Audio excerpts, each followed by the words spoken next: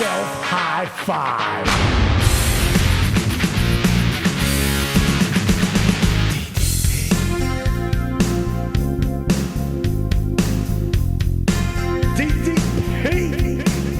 What's up, guys? Goldie's here to give you my 2 cents on Raw last night. Hey, a lot of people are hating on Raw still, but I enjoyed it, and I thought it was really good compared to the last couple weeks. Number one, I love Jericho and the Big Show segments. Jericho started off Raw, standing in front of the arena, picketing, protesting, trying to get a petition signed to reinstate him back to Raw. None of the fans were having that. It was great. In my eyes, Jericho's been the best heel of the year. Then we get to see John Cena come out to the ring, cut a promo, real nice promo.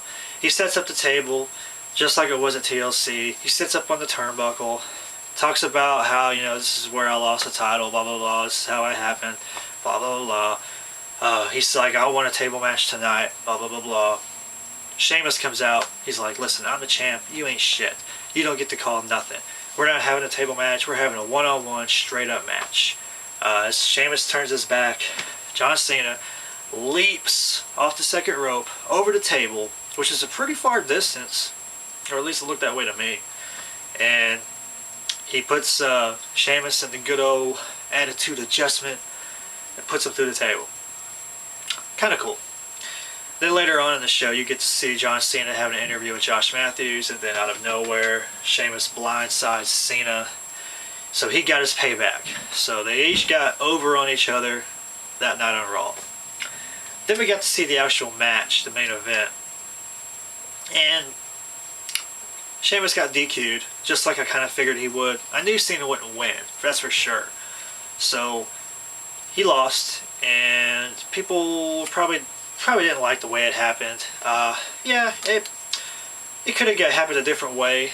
I would have liked to have seen him maybe got a weapon out or something. But being that he was almost getting F5'd, being that he was almost about ready to get his attitude adjusted, it was good to see that he pulled the referee, shoved him. That was the only thing he could have done to keep his title. So I think he did a pretty smart thing, and that's what heels do. Heels are supposed to do whatever they can to retain their title. So if you gotta push the ref. It's not the first time it's ever happened. Also, Jericho. Back to Jericho and the Big Show. They broke up. Hilarious segment. Big Show comes out where Jericho is in the front of the arena. Basically, Big Show's like, listen, man, we gotta move on.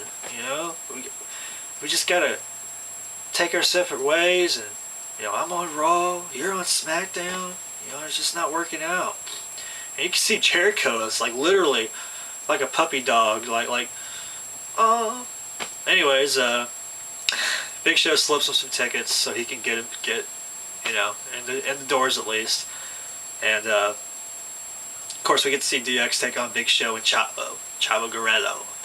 And that was a squash match. DX won, of course. Chavo being Big Show's partner really wasn't that big of a surprise, especially with the history of Hornswoggle and Chavo. But it didn't help. Big Show still lost the match. And Jericho hopped over the guardrail. Kind of interfered, I guess, at the end of the match. And he got super kicked by Shawn Michaels. And that pretty much set up the whole DX versus Jericho next Monday night on Raw.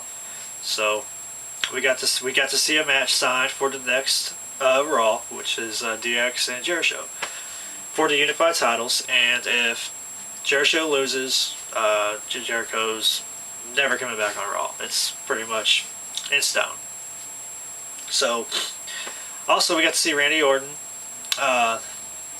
Rhodes and DiBiase have a little segment in the hallway, and he's like, I'm really upset with how things have been going. You guys aren't the tag champs. I'm not the world champ. We should just break up. And Rhodes and DiBiase wasn't liking that. They're like, why give up? Blah blah blah blah. We basically Randy Orton was blaming them for what happened, you know, and Legacy was like, well, we saved your butt a bunch of times, you know, when you were about ready to lose your belt, we came and saved you. And Randy's like, well, if you think you're so awesome, then you guys got to win your next matches. So they each went one-on-one. DiBiase went against Evan Bourne, and Rhodes went against Mark Henry. Evan Bourne lost again, but he didn't job. He made DiBiase look really good. He's always good at getting his ass whipped, and you know that's what Evan Bourne's role is right now. But you know, I'm sure that Evan Bourne's role will change in the near future.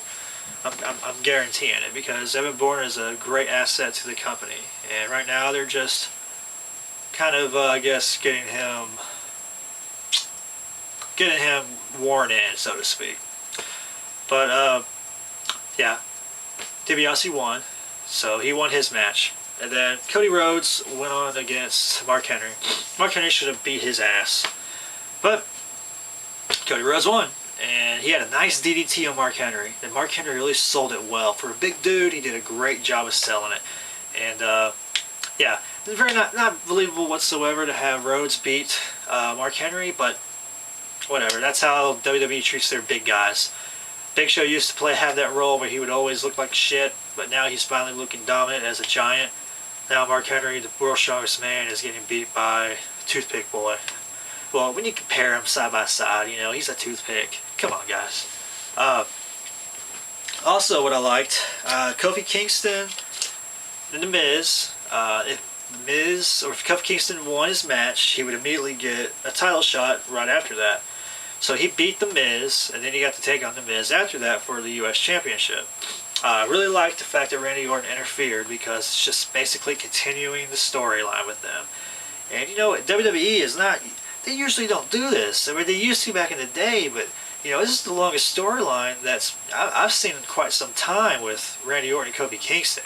So that set up another match with Randy and Kofi next week on Raw. And of course, also, Vince confirmed that Bret Hart will, in fact, host Raw. Kind of a silly segment. I didn't really enjoy it. However, is it just to me, guys? Or did Shawn Michaels coming out last night during that Vince McMahon promo, did that just seem like he was kind of making a slight heel turn? To me, it did. I don't know. Let me know what you think about that. It really seemed to me like Shawn Michaels is kind of turning heel. I mean, he didn't really come out blatantly like a heel, but when he was like saying good things will happen, well, he was basically, to me, when he said that, he was basically meaning ratings will happen, meaning that the Shawn Michaels and Heartbreak Kid feud and the Vince McMahon and Bret Hart feud will, Shawn Michaels and the Bret Hart feud, I should say, not the Shawn Michaels and HBK feud. But, you know, they're just going to rekindle that. And I'm thinking that, of course, Bret Hart's not going to be a heel. He hated turning heel back in the day. But he did it anyway. So they're going to have Hart as the face. And I think HBK is going to be a heel some way, shape, or form. I don't know. But that's just what the feeling I got from that whole little segment. Let me know what you think about that. But those are my raw thoughts. I thought it was decent. One more thing. Maurice Kelly. Maurice won. Nice DDT on Kelly. The pin, though? Damn. Sexiest pin alive. Hands down. But, yeah, I had to make sure I put that in there because that was hot. But Timberland sucked as a host. I didn't like it. He was high as hell the whole show. Not that there's anything wrong with that. But, dude, his eyes were like dime slots. But, that's what I thought about Raw. I liked it. And if you guys aren't down with that, I got 2 words for you. Peace out. Who better than Canyon?